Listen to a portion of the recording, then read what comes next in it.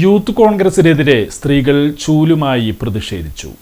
വയനാട് ദുരന്ത ബാധ്യതയുടെ പേരിൽ പണം പിരിച്ച് തട്ടിപ്പ് നടത്തിയ യൂത്ത് കോൺഗ്രസ് കൊള്ളയ്ക്കെതിരായി ഇടതുപക്ഷ മഹിളാ സംഘടനകളുടെ നേതൃത്വത്തിൽ പ്രതിഷേധ യോഗം സംഘടിപ്പിച്ചു. അഖിലേന്ത്യാ മഹിളാ അസോസിയേഷൻ ജില്ലാ സെക്രട്ടറി പ്രമുഖകുമാർ ഉദ്ഘാടനം ചെയ്തു. സുമാ ശിവൻ അധ്യക്ഷത വഹിച്ച യോഗത്തിൽ മഹിളാ സംഘം ജില്ലാ സെക്രട്ടറി KS ജയ മുഖ്യപ്രഭാഷണം നടത്തി.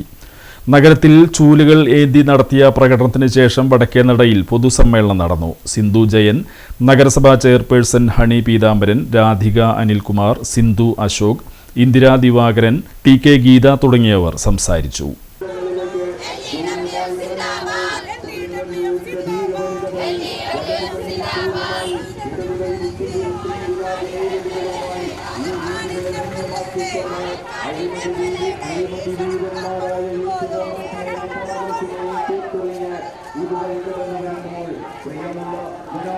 വിശ്വാസികളെ അനുഗ്രഹിച്ചാലും ആശീർവദിച്ചാലും